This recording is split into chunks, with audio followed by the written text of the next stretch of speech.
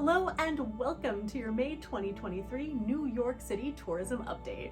Hi, I'm Megan, a licensed New York City tour guide, and I have been giving New York City tours for over a decade.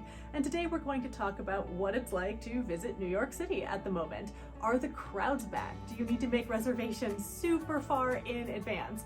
What attractions are closed? What attractions are open? Has anything new opened recently? And of course, we'll also address safety. Is New York City safe? And whether or not I personally think that it's a great time to visit New York City. But before we get started, make sure that you click subscribe so you never miss a New York Minute. Yeah, muffin talk. Muffin talk.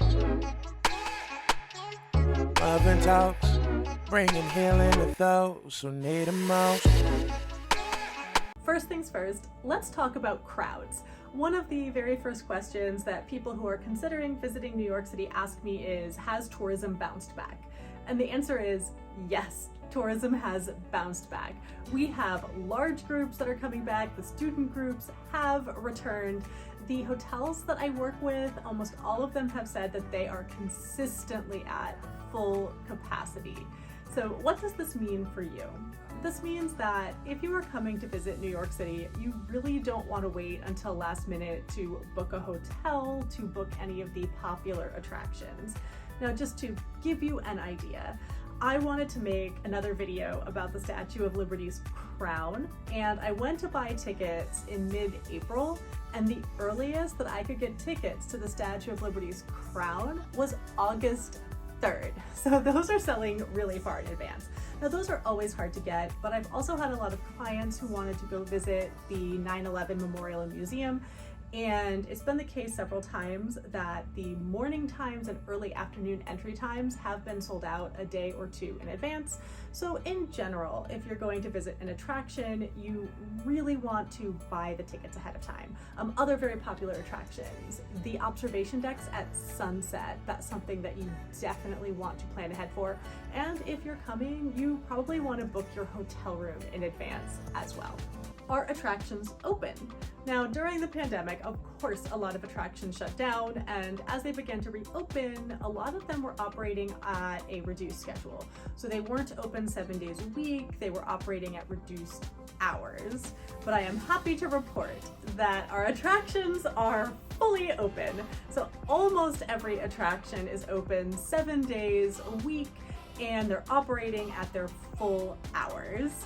Now, you do always want to check an attraction's schedule. Something like the Statue of Liberty, the time that the last boat leaves can change seasonally. And what you really don't want to do is, have your heart set on visiting the Statue of Liberty and show up at 4 p.m. and it's too late to catch any boats. So always check ahead. But it is great news that our attractions are fully open once again in New York City. What new attractions are open? I am so glad you asked. There are a lot of really new, cool attractions open in New York City. The newest isn't even open yet as I make this video. It is opening on May 4th. It is the Gilder Center, which is a new wing of the American Museum of Natural History. And this new wing, it is awesome. It has like an insect room, a learning center, and a butterfly room where you actually get to interact, I'm told, with butterflies. So that sounds super cool. I personally cannot wait to go visit and see it for myself. We also have a relatively brand new museum called the Museum of Broadway. It opened this past fall. If you are a theater lover, this museum is so much fun. And if you're just traveling with a theater lover, you will still have a ton of fun at this museum. They have these interactive exhibits where you literally can walk through theater history. And if you go, I would say allow at least 2 hours so you can really enjoy it to its fullest potential. Other things that are happening this summer, Woolman Rink has been transformed into pickleball courts. The rink at Rockefeller Center is a really fun roller skating rink called Flipper's Roller Boogie Palace. I went a few weeks ago and had an absolute blast skating around. Bryant Park in May on select weekends. Urban Space is having a spring makers market out there. And then looking a little bit further ahead, in June, Shakespeare in the Park returns to Central Park with an amazing production of Hamlet. So lots of really cool things happening in the city.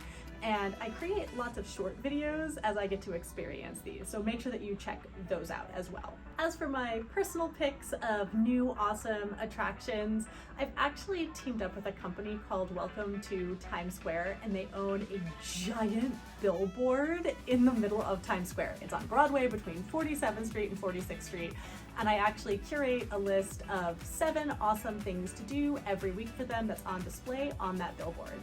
And also, talking about new attractions, you can actually rent space on that billboard. And when I heard about this, I thought it's gonna be a bazillion dollars. It's actually only $150, and your photo gets shown for 15 seconds and repeats every hour for 24 hours. And it is such a cool experience. I strongly recommend that you do it. If you're interested in that, you visit welcometotimesquare.com, and you can use the code Megan10 for 10% off. Is New York City safe? This has been on the news. It's been everywhere. People talking about whether or not New York City is safe, whether or not it's a beautiful place to visit or a not a beautiful place to visit. Now, you have to know that I am a New York City tour guide. I'm a New York City content creator. I love New York City. I am out and about every day in New York City. I think that you should definitely come and visit New York City. I've literally brought groups from all over the world. I'm out almost every day with tour guests, and usually like the weirdest thing that we see is a bunch of Elmos trying to take their photo with you in the middle of Times Square. But I know that safety is a very real concern. So I actually have some safety notes, because I'm a big believer in let's just look at the numbers. Let's look at the numbers for safety. So I'm gonna read some of this. According to NYC.gov, March 2023 saw 25% less shootings, 11% less homicides, and 6% less burglaries compared to March 2022. Now, something about these statistics, as soon as I even hear the word burglary or murder, I'm like, oh no, there are burglaries and there are murders happening in New York City. I just want to take a moment to put this into perspective. New York City has 8.5 million people living here, and we have millions of other people who come in commuting and visiting every day. So instead of just talking about the percentages that these things have gone up or down, let's take a moment to talk about just how many there are total. In March 2023, there were 1,185 instances of burglary. Now for me, as soon as I hear it, there were over 1,000 instances of burglary. That sounds really, really scary. But again, for a city of 8.5 million people, that's actually relatively really low.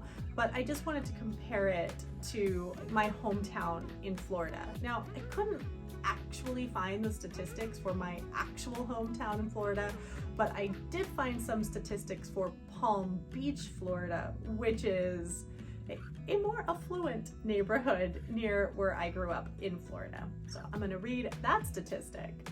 Apparently in 2020, I couldn't find any statistics for 2023, but for 2020, there were 224 instances of burglary in Palm Beach. Now, Palm Beach has a population of 9,251, and they had 224 instances of burglary. New York City has over 8.5 million people that live here, and we had 1,185 instances of burglary. So just to put that into perspective, I think that as far as big cities go, New York City is actually doing surprisingly well. Another thing to keep in mind is that the majority of crimes in New York City actually happen in a very small number of New York City's police precincts.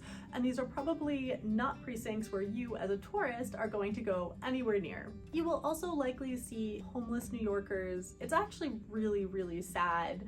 And I find that a lot of guests are kind of surprised by this, especially if they come from a place where they don't see a lot of homeless people.